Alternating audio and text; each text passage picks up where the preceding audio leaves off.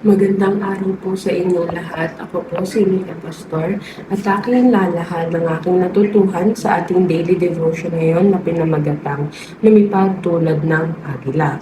Ang ating scripture para ngayong araw ay mula sa Isaiah chapter 40 verse 31 kung saan inilalahad ang lahat ng epekto kapag umasa o nag-hope tayo sa ating Panginoon.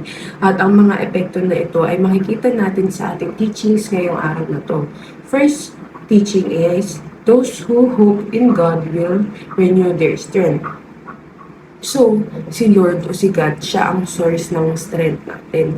Kaya kapag nagkaroon tayo ng hope o pag-asa sa Kanya, ay magkakaroon tayo ng panibagong strength o kalakasan para magpatuloy tayo sa buhay natin.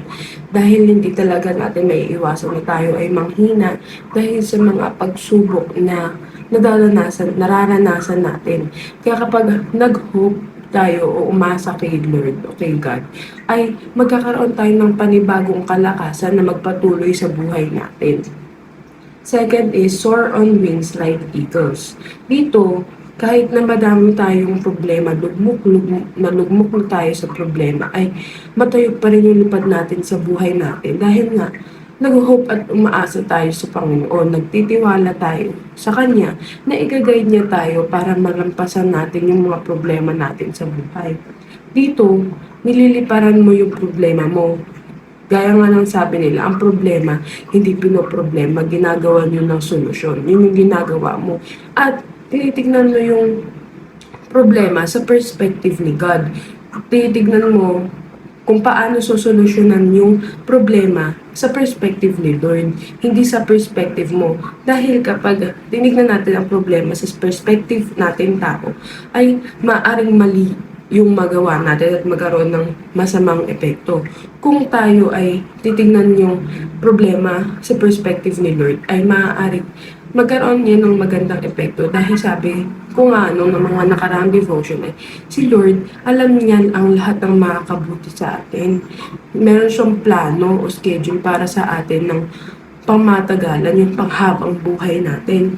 Kaya kapag tinignan natin yung problema natin sa perspective niya, ay magiging maganda ang epekto nun sa buhay natin. Dapat hindi natin isipin kung ano yung gusto natin na mangyari kapag ganyan sa problema. Kung hindi, ano ba ang gusto ni Lord para sa atin kapag ganyan sa sitwasyon na yan. Kaya ang kailangan natin gawin ay humingi tayo ng guidance kay Lord. Lalo-lalo na kapag ganyan meron tayong mga problema para malampasan natin yun at malaman natin yung tama natin gagawin para masolusyonan yung problema. Third teaching is endure without being worn out. Kapag tayo umasa kay Lord, hindi tayo mapapagod kahit na sobrang dami ng pagsubok natin sa buhay. Dahil naniniwala tayo na lahat ng problema is malalampasan natin kapag nanghingi tayo ng guidance sa Kanya. Alam naman natin na itong pagsubok na ibinibigay niya sa atin ay magsisilbing lesson sa atin at ito yung mag-shape ng character natin para maging mabuting tao tayo. At dito din matitest yung faith natin kay Lord na kapag binigyan ba tayo ng ganitong kalaking problema ay hindi tayo susuko, hindi tayo mapapagod at patuloy tayo sa paglingkod at pagpuri sa Kanya. So, ang application natin ngayong araw ay first, never fight alone. Palagi tayong lumaban kasama ang kalakasan ng ating Panginoon. Kailangan kapag mayroon tayong problema o hindrances sa buhay, wag nang nating sarilihin. Palagi tayong humingi ng guidance kay Lord na, Lord, i-guide niyo po ako para malampasan ko po itong problema nito. Dahil yun po ang gusto ni Lord. Ang gusto ni Lord ay yung nanghihingi ka ng guidance sa Kanya. Kaya wag po tayong mahiya na humingi ng guidance sa Kanya.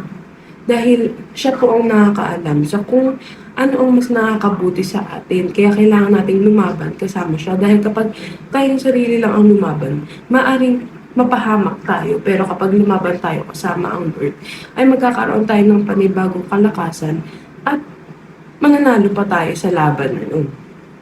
Second application is, get strength from the true source of power.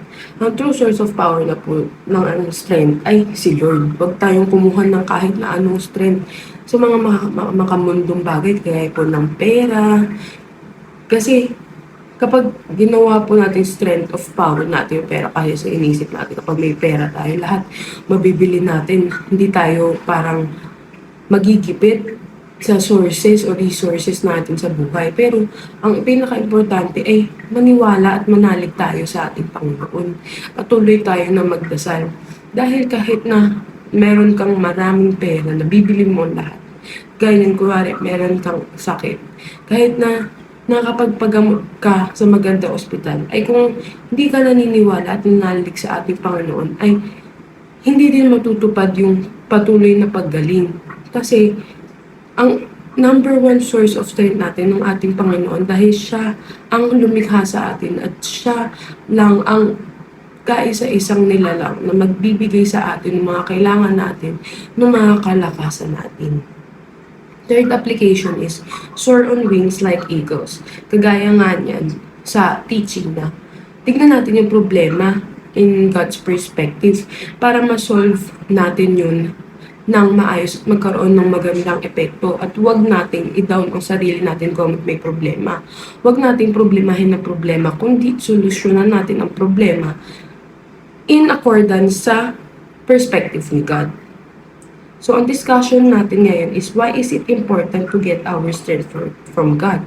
Kaya nga nang sinabi ko, si Lord ang lumikha sa atin. Siya ang may schedule o plano para sa atin. At kung siya ang lumikha sa atin, siya ang supreme being, ay alam niya kung ano yung mga kailangan natin, kung ano yung mga bagay na mga nakakabuti sa atin. At siya ang nagbibigay kalakasan sa atin sa panahon na tayo ay nanghihina, lalo na kapag lugmok na lugmok tayo sa problema. Kaya kailangan nating magtiwala sa Panginoon, lalo na kapag parang hindi na natin alam kung anong gagawin natin dahil patong-patong na ang problema. Dahil ang Lord, alam niya kung ano yung nakakabuti sa atin. Hindi siya gagawa ng kahit na ano na makakasama para sa atin. Kaya ang key point ngayong araw na ito ay ang number one source of strength lang natin ng Panginoon. Huwag tayong kumapit sa kahit na anumang makabundong bagay para lang malampasan natin yung hindrances at saka yung problems natin dito sa mundo. Dahil ang Lord, dapat natin siyang pagkatiwalaan sa lahat ng nagaganap dito sa buhay natin. Dahil siya ang pilot ng buhay natin. Siya ang nagpapatakbo ng buhay natin. At siya din yung parang director ng buhay natin. At tayo lang yung nag-act out nung role na nilatag sa atin ng Panginoon. At habang nag-hope o umaasa tayo sa Lord, ay patuloy tayo sa paglingkod at pagpuri sa Kanya. Lalong-lalo na kapag lugmok tayo, humingi tayo ng guidance sa Kanya. Dahil yun yung pinakagusto ng Panginoon, yung lumapit ka sa Kanya. Yun lamang po at maraming salamat.